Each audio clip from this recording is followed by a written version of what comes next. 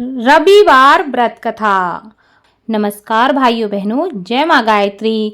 आप सभी का मेरे YouTube चैनल शुभकर माही अष्टो में स्वागत है। आज के इस वीडियो में सुनेंगे रविवार की व्रत कथा। रविवार के दिन भगवान सूर्य देव की कृपा प्राप्ति के लिए रविवार का व्रत करना चाहिए, रविवार की कथा का स्मरण करना चाहिए और सूर्य देव को जल अर्पित करना चाहिए। रविवार के दिन सूर्य देव की कृपा पाने के लिए यह सबसे अच्छा दिन माना जाता है, क्योंकि रविवार का जो दिन है वह सूर्य देव को समर्पित है। इस दिन उनके मंत्रों का जाप करना और सूर्योदय के समय उनको अर्घ देना बहुत ही लाभकारी होता है, क्योंकि सूर्य एक ऐसे देवता हैं जो प्रत्यक्ष देवता हैं, जिनको मनुष्य अपनी आंखों से देख सकता है, जिनका दर्शन पृथ्वी पर कहीं भी रहते हुए किया जा सकता है। सूर्य देव अपने भक्तों के सभी कष्टों को दूर करने वाले हैं। तो ज्योतिष शास्त्र के अनुसार 9 ग्रहों में सूर्य देव को राजा माना जाता है, जिनकी साधना आराधना करने से कुंडली के सभी दोष दूर हो जाते हैं। कुंडली में सूर्य यदि मजबूत अवस्था में हो तो व्यक्ति को समाज में खूब मान प्रतिष्ठा, सुख समृद्धि की प्राप्ति होती है। तो सुनते हैं रविवार की व्रत कथा।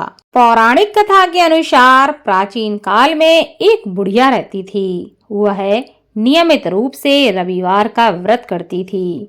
रविवार के दिन सूर्योदय से पहले उठकर बुढ़िया स्नान आदि से निर्वृत्त होकर आंगन को गोबर से लीपकर स्वच्छ करती थी।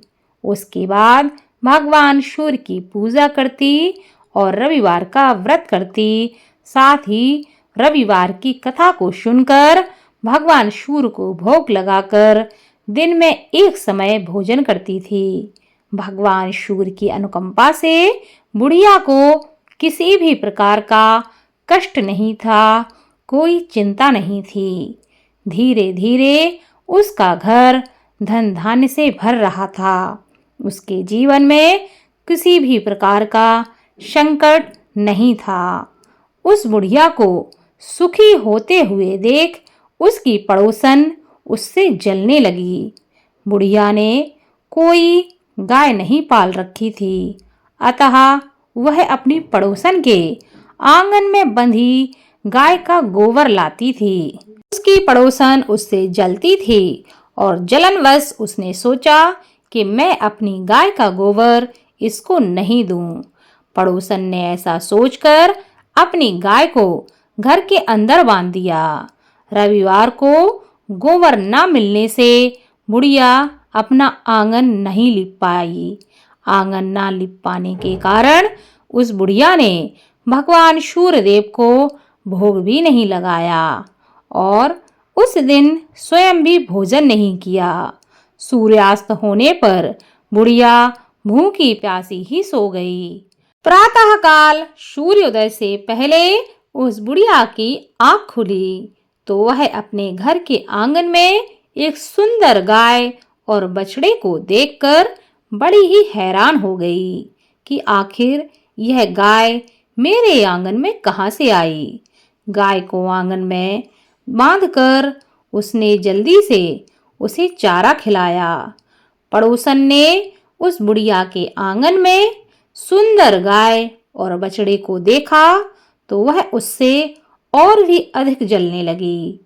तभी गाय ने सोने का गोबर दिया। गोबर को देखते ही पड़ोसन की आंखें फटी की फटी रह गईं। पड़ोसन ने उस बुढ़िया को आसपास ना देखकर तुरंत ही उस गोबर को उठाया और अपने घर लेकर भाग गई तथा अपनी गाय का गोबर वहां रख आई, ताकि बुढ़िया को यह पता ना चले कि उसकी गाय सोने का गोबर देती है।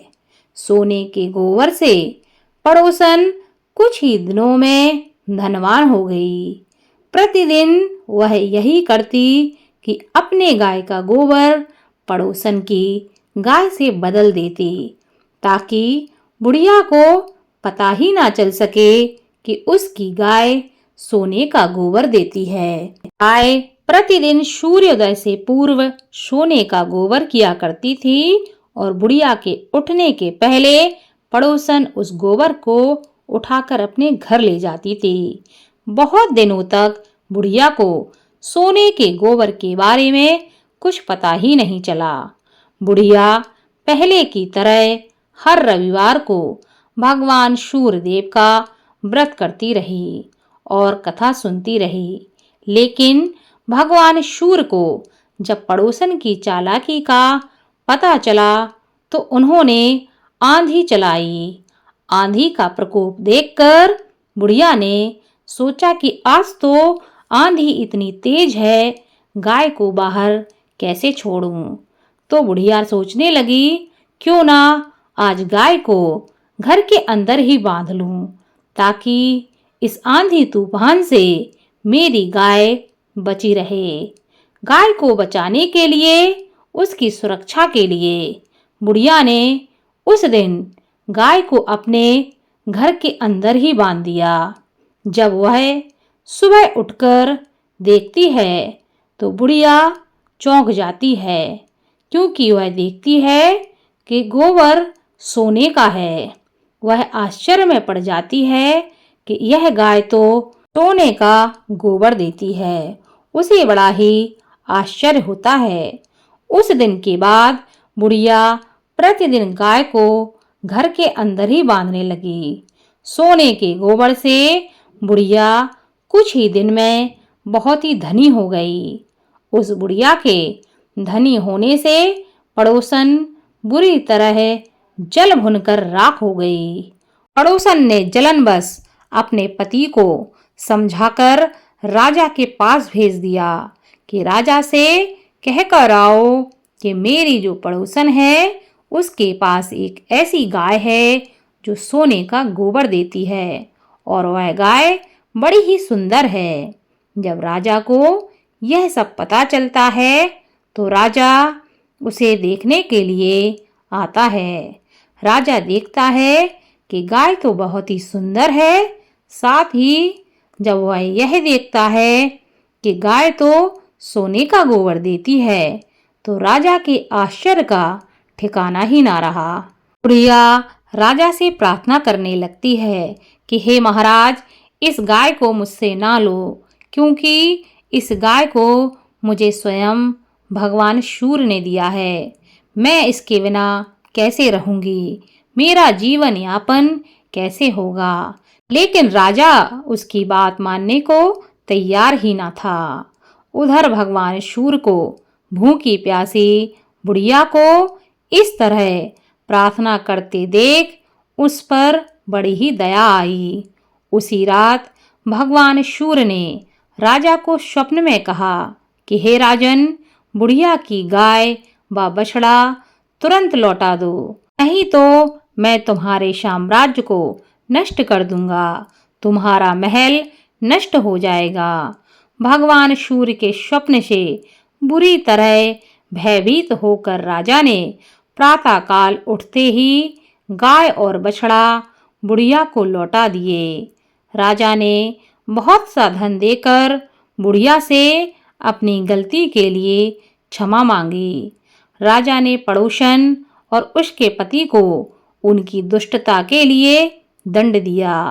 फिर राजा ने पूरे राज्य में घोषणा कराई कि सभी स्त्री पुरुष रविवार का व्रत करें, साथ ही रविवार की कथा का स्मरण करें। रविवार का व्रत करने से सभी लोगों के घर में धन धान्य की कोई कमी ना रही। राजतय में चारों ओर से खुशहाली आ गई। स्त्री पुरुष सुखी जीवन यापन करने लगे तथा सभी लोगों के शारीरिक कष्ट भी दूर हो गए। भगवान सूर्य की कथा सुनने का तथा सुनाने का विशेष महत्व शास्त्रों में बताया गया है। जो भी लोग अपने जीवन में मान सम्मान प्राप्त करना चाहते हैं, प्रगति चाहते हैं, उन लोगों को रविवार का व्रत अवश्य करना चाहिए, रविवार की कथा को अवश्य सुनना चाहिए तथा रविवार के दिन भगवान सूर्य के मंत्रों का जप अवश्य करना चाहिए। साथ ही रविवार के साथ साथ अन्य दिनों में भी भगवान सूर्य को प्रतिदिन जल जरूर चढ़ाना चाहिए। ऐसा करने से जीवन में सुख संपदा की कमी नहीं रहती, जीवन में प्रगति, मान सम्मान की प्राप्ति होती है। बोलो भगवान सूर्य की जय।